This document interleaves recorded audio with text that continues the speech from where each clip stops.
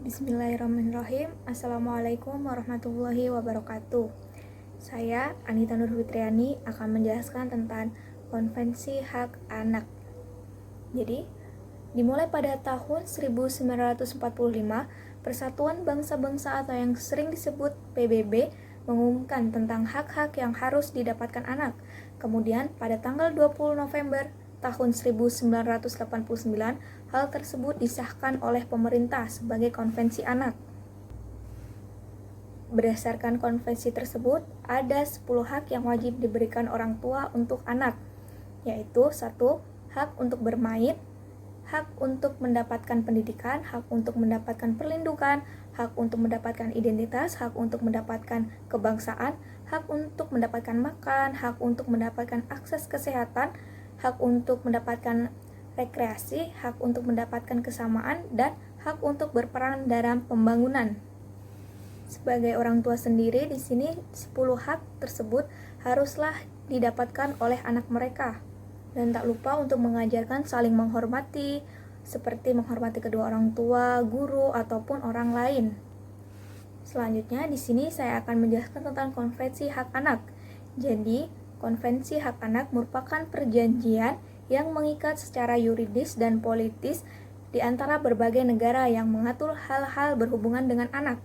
Hak anak sendiri adalah berarti dengan hak asasi manusia yang berhubungan dengan anak. Dan hak asasi manusia untuk anak ini dilindungi oleh negaranya.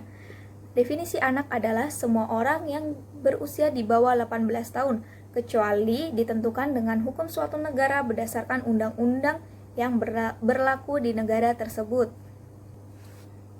Dan semua anak berhak mendapatkan haknya tanpa melakukan pembedaan atau yang sering disebut dengan diskriminasi. Di dalam Konvensi Hak Anak memiliki total pasal yaitu 54. Di dalamnya menjelaskan berbagai macam perihal hak-hak anak yang harus diberikan kepada anak. Dan untuk pasal 43 sampai 54 berisi kerjasama yang bisa dilakukan orang dewasa dan pemerintah agar hak semua anak dipenuhi.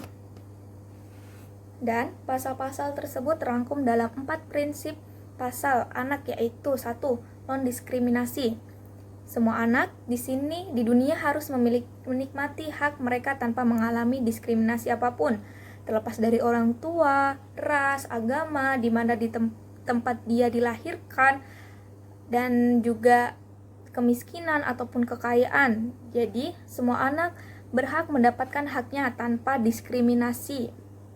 Sekalipun anak ini pindah negara, maka anak ini tetap wajib mendapatkan haknya seperti anak-anak di negara tersebut, dengan mendapatkan bantuan dan perlindungan dari negara tersebut. Yang kedua adalah kepentingan terbaik bagi anak. Ketika orang dewasa atau pemerintah memutuskan atau membuat suatu keputusan di negara, haruslah melihat kepada dampak anak. Maksud dari dampak anak sendiri adalah harus mempertimbangkan dampaknya terhadap anak-anak sebelum kebijakan tersebut diputuskan. Mulai dari pendidikan sampai kesehatan masyarakat akan berpengaruh terhadap anak. Keputusan atau pembuatan kebijakan yang tidak memperhitungkan anak akan berdampak buruk kepada masa depan semua anggota masyarakat, karena anak merupakan generasi yang akan membawa negara ini menjadi negara yang lebih baik lagi.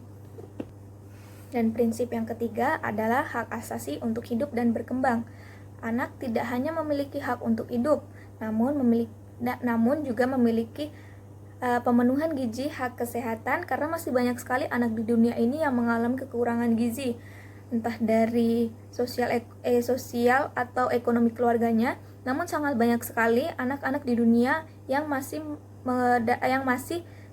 kurang gizinya. Jadi bisa dikatakan prinsip ini paling berhubungan langsung dengan hak ekonomi maupun hak sosial keluarga tersebut untuk memenuhi gizi ataupun memenuhi hak untuk hidup anak ini. Dan prinsip yang keempat adalah penghargaan terhadap pendapat anak.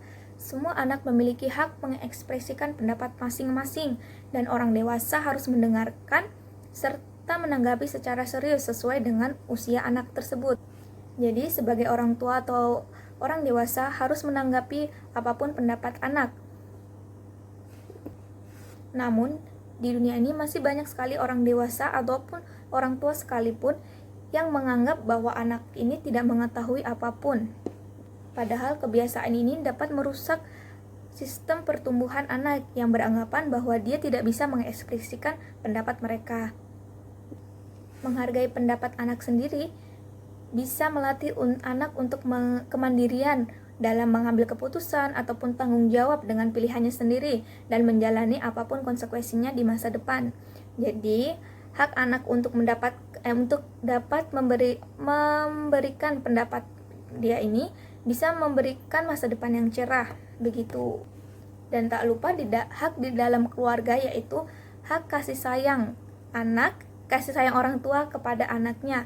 Kasih sayang tersebut bisa dari orang tua, saudara, ataupun keluarga besarnya. Hak kasih sayang adalah hak yang paling utama karena sejak dia lahir dia telah mempunyai hak kasih sayang, yaitu kasih sayang untuk dicintai, untuk dikasihi, untuk selalu dijaga. Dan di dalam keluarga, orang tua sangatlah berperan penting untuk mendapatkan hak-hak anak. Contohnya, anak diharuskan memiliki waktu untuk bermain, untuk tumbuh kembangnya menjadi lebih baik. Hak bermain, hak belajar, itu adalah hak-hak di lain hak kasih sayang di dalam keluarga. Dan orang tua di sini sangatlah berperan penting untuk itu. Karena kembang tumbuh anak ini berawal dari keluarga. Dia dilahirkan bersama keluarga bagaimana, dan itu akan membentuk bagaimana dia ke depannya. Dan juga, konvensi hak anak ini mengikat terhadap negara-negara yang telah meratifikasinya.